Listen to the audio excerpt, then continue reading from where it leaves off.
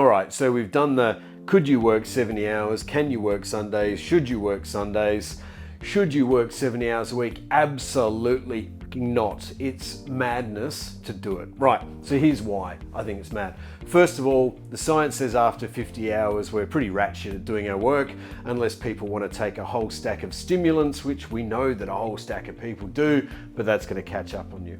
Secondly, where do you get to live if 10 hours a day you're working, or 12 hours a day you're working?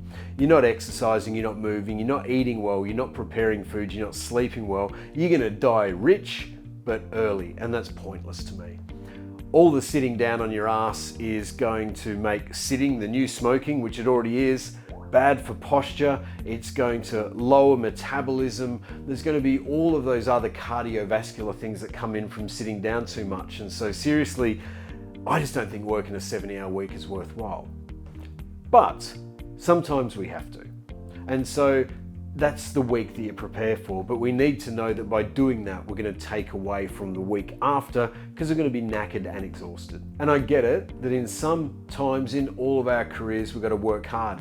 So my advice in those period of time when you actually need to work hard for that long stretch is grin and bear it and don't complain about it, but remind yourself why you're doing that long grind. Because let's face it, sometimes if you have to do it, bitching and moaning about it is not going to help it get done. Finding ways to make it more fun or more productive are going to make it more fun. But the real debate on all of this, and I reckon this is what was really the point about the 70-hour week discussion, is it's not about working 70 hours, it's about finding a way to deliver 70 hours of value in a week.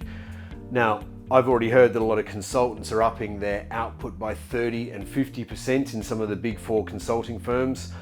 I know there's parts of our business process that we've put in place where we're actually doing things 50 times faster. So what might have taken 50 hours, we're now able to do in 1 hour.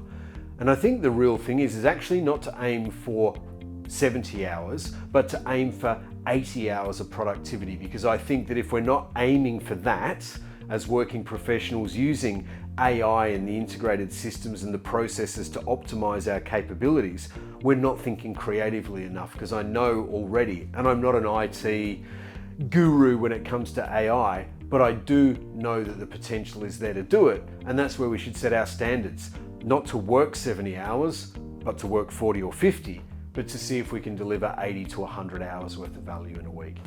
That's where the gold lies. But the challenge is that after working all the hours, you fall apart, your creativity goes to shit, and you're really only good for churning a wheel. You're not going to come up with your great ideas when you're exhausted or chronically overworking. I think to wrap this up, Mark Manson, who wrote The Subtle Art of Not Giving Up, had a really great line about find the grind you love, because the glory and the success is only a really small amount of time that takes a lot of hard work to get to. So if you can enjoy this bit, whether it's working 50 or 70 hours and this bit matters less, and this is where we spend most of our time, so find something you like doing and it never feels like hard work.